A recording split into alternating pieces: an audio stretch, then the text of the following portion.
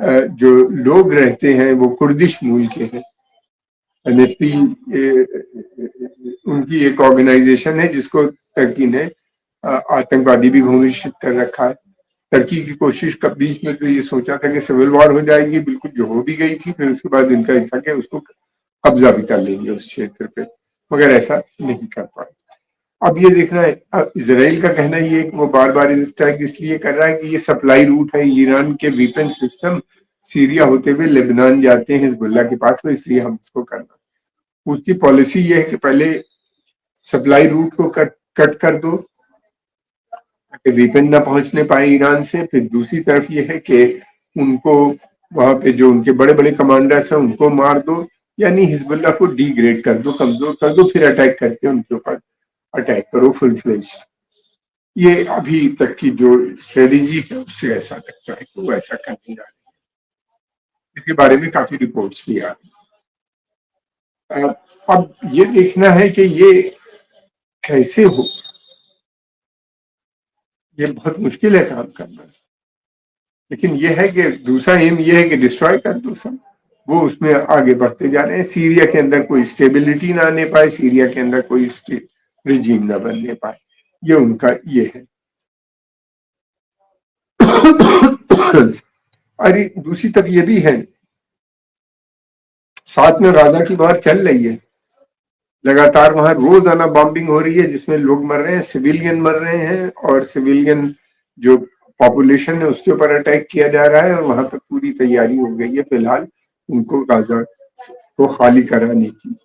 साथ में West Bank में भी उन्हीं ने अपना कार्यक्रम शुरू कर दिया है, वेस्ट बैंक को भी उनका कहना है कि खाली करेगा, जिससे जॉर्डन बहुत परेशान नजर आता है, लेकिन बोल भी नहीं सकता कुछ।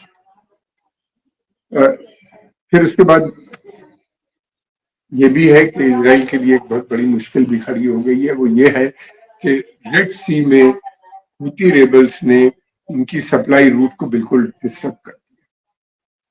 लाल सागर से इसराइल का सामान पहुंचना मुश्किल हो रहा है। जो कुछ भी सामान जा रहा है इसराइल को, वो जॉर्डन के थ्रू जा रहा है, या इलाज पोर्ट बिल्कुल बंद पड़ा हुआ है, कम ट्रैफिक है उसके ऊपर। हैफा पोर्ट थोड़ा बहुत चल भी रहा है, यूरोप से और दूसरी जगह से वहां सप्लाई आ रही है। जॉर्डन से उनकी फिलहाल सप्लाई बनी।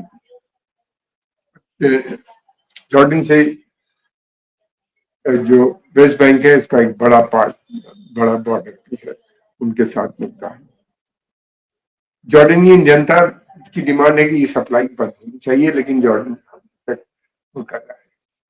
लेकिन ये कि जो तीन उसके सिक्योरिटी पर्सन की जो हत्या हो गई वहां पे एलन ब्रिज पे, जो कि जोड़ता है वेस्ट बैंक को, एक क्रॉसिंग है, मेन क्रॉसिंग है जॉर्डन को वेस्ट बैंक से, वहां पे जो तीन सिक्योरिटी पर्सन की एक जॉर्डेनियन ड्राइवर ने उनकी हत्या कर दी, तो उसके बाद से वो भी बंद हो गया, इसराइल ने ट्रैफिक बंद कर दी, तो एक बड़ी समस्या है। लेकिन इसराइल ने कहा कि वो जल्दी ही दूसरी जो क्रॉसिंग्स है उनको खोल देगा, इसलिए नहीं कि जो फिलिस्तीनी है उनको सुविधा मिलेगी, बल्कि इसलिए कि उनका जो सामान रुका हुआ है वो आ सके। ये एक बहुत से इस तरह की सब चाहते थे। फिर उसके अलावा ये भी है कि ये जो लोग हैं वहां के ऊपर जो इस तरह की है जो प्लानिंग है इसराइल की, क्या ये कामयाब हो पाई? मुझे नहीं लगती। सीरिया बहुत फर्क मुल्क है। सीरिया के अंदर काफी पढ़ा लिखा एजुकेटेड क्लास है, और सीरिया जो लोग हैं वो लिबरल इस्लाम में उनका विश्वास करते हैं। सीरियंस जो थे वो चाहते थे कि बशर अल असद की, बड़ा सेक्शन चाहता था जो वहां पे मेजोरिटी में है, लेकिन मेजोरिटी वहां पे बहुत बड़ी नहीं है उसकी, माइनॉरिटीज वहां पे बहुत है, उनकी संख्या बहुत हो जाती है। वो चाहता था कि बशर अल असद वहां से सत्ता से जाए, और वहां पे वो लोग चाहते थे कि एक लिबरल डेमोक्रेटिक रिजीम का गठन। ये अरब स्प्रिंग 2011 में जो आई थी उसी के मूवमेंट वहां भी था, और उसी को चलते हुए उन लोगों ने ये डेमोक्रेटिक मूवमेंट खड़ा किया था। मगर इस मूवमेंट को क्योंकि बड़ी ताकतें जितनी हैं दुनिया की, वो नहीं चाहती कि कहीं भी डेमोक्रेसी आए। यही नहीं बल्कि अरब देश जो है वो भी नहीं चाहते कि डेमोक्रेसी कहीं आए, इसलिए एक अरब देश में अगर सीरिया जैसे देश में डेमोक्रेसी आ गई या इराक में डेमोक्रेसी थोड़ी सी बहुत तो आ ही गई है, तो उसका असर फिर दूसरे देशों में भी पड़ने लगता है, इसलिए वो भी डेमोक्रेसी नहीं चाहते अरब भी। और ये था कि लेकिन सीरिया के लोग ये नहीं चाहते थे कि बशर अल असद जाएं और उसकी जगह पे दाइश यानी आईएसएस जैसी खतरनाक आतंकवादी संगठन सत्ता में आ जाए। इसीलिए बशर अल असद की हुकूमत बनी रही। जब उनको लगा कि ये ताकतें वहां पे आ रही हैं और इनको इनके पीछे दूसरे लोग हैं जो सीरिया को नहीं चाहते कि आगे बढ़े, तो एक बड़ा सेक्शन ने विड्रॉ कर लिया। हालांकि कुछ लोग इनके साथ मिल गए थे और वो लड़ाई भी लड़ रहे थे। वहां की सीरिया के अंदर जो कट्टरपंथी धार्मिक संस्थाएं हैं जो जिनके लिंकेजेस अरब देशों दूसरे अरब देशों से खाड़ी के देशों से मिले हुए हैं, वो जरूर लड़ रहे थे इनके साथ मिलकर। और जो वहां पे खिलाफत बनी थी उसमें वो सबका एक बड़ा वो। लेकिन अब यह है कि सीरिया के पीछे क्यों पड़े हुए हैं? सीरिया में नेशनलिज्म बहुत डीप रूटेड है। सीरिया जनता, सीरिया हुकूमत दोनों नहीं चाहती कि वहां के ऊपर कोई इजराइल से किसी तरह का समझौता करना, बल्कि वो आज भी अमेरिकन इजरायली पॉलिसी की उस क्षेत्र में खिलाफ है। और उनको ईरान और रशिया से उनके अच्छे संबंध है। ईरान और रशिया की मदद से रिजीम को बहुत फायदा पहुंचा और वहां पे टॉपल होने में इन दो देशों ने भी बाद में बड़ी मदद की। लेकिन ये है कि ये जो नेशनलिज्म है डीप रूटेड होने की वजह से ये तो बड़ी ताकतों को या इसराइल को बिल्कुल पसंद नहीं है और वो उसको एक्सेप्ट नहीं करते। सीरिया का एक जो बहुत ही इम्पोर्टेंट पार्ट है, एक जो पहाड़ी एरिया है, खूबसूरत बहुत है, गोलान हाइट्स, वो इसराइल के कब्जे में है। 67 की बात में उस पर कब्जा कर लिया था, अभी तक नहीं छोड़ रहा। उसको डिक्लेयर भी कर दिया, नेक्स्ट भी कर लिया कि वो इसराइल का पार्ट है। जैसे वेस्ट बैंक को आप कह रहे हैं कि वो इसराइल का हिस्सा है, गाजा को भी कह रहे हैं कि वो भी इसराइल का पार्ट है। तो इसी तरीके से उसको भी इन्होंने कब्जा कर रखा है, जहाँ पे हिजबुल्लाह लगातार अटैक भी कर रहा है पिछले 11 महीने से, जब से इन्हीं ने हमास के ऊपर गजा के ऊपर इसराइल ने अटैक किया, तब से वो लगातार वहां पे। और फिर जो लेबनान से मिला हुआ इसराइली एरिया है उसके ऊपर भी वो अटैक कर, जिसके चलते हुए लगभग 1 लाख के करीब इसराइलियों को छोड़ के जाना पड़ा वो इस क्षेत्र से।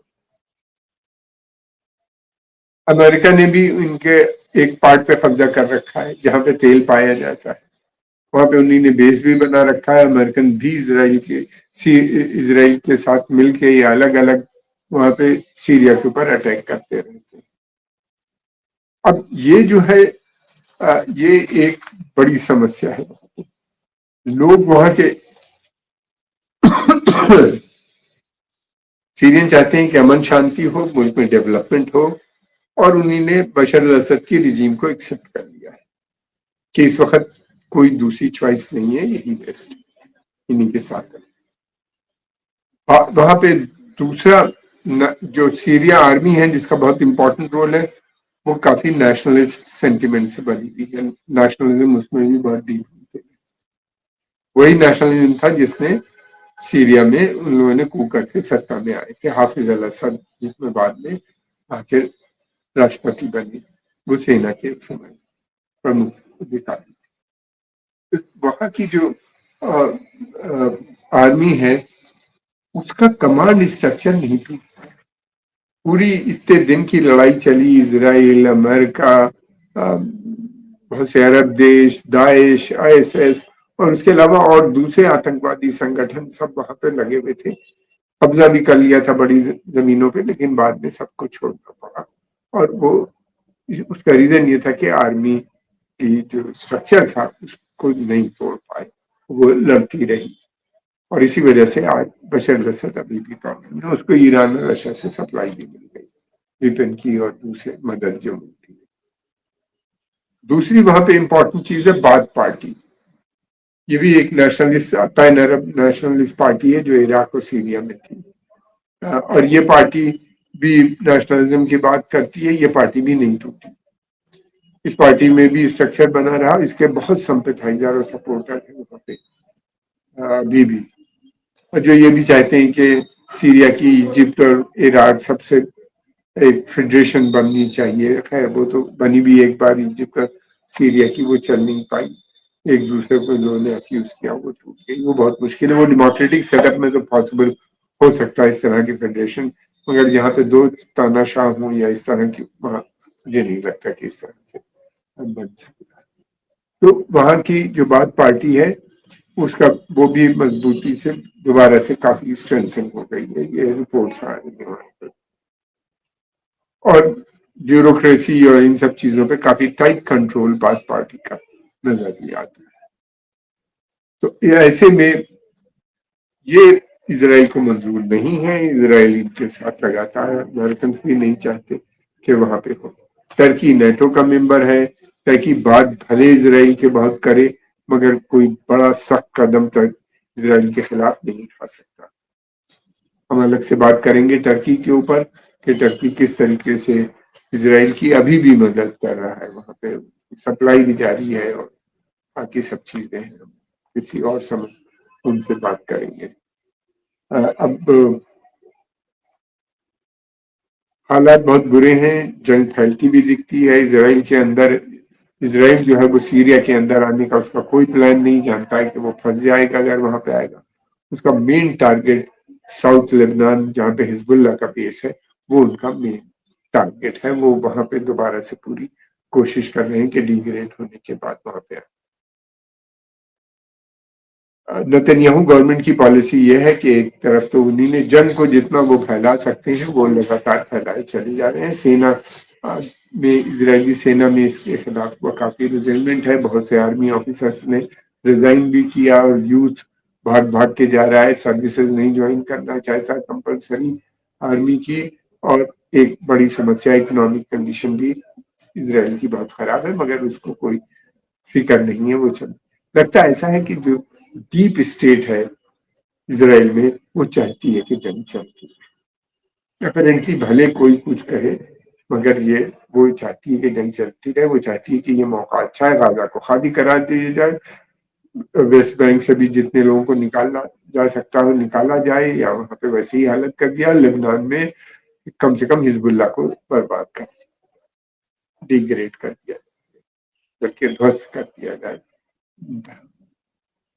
इतना बड़ा ऑब्जेक्टिव है, मुझे नहीं लगता कि वो आने वाले समय में पूरा हो पाएगा। इसे कि हिजबुल्लाह काफी स्ट्रांग है और जो सीरिया है उसको ये भले आगे ना आने दे, मगर उसको तोड़ना मुश्किल काम फिलहाल नजर आता है। वो तभी टूटेगा जब वहां की सीरिया की सेना टूट जाए या उसके अंदर अ, विभाजन हो जाए। वो अभी फिलहाल नजर नहीं आता।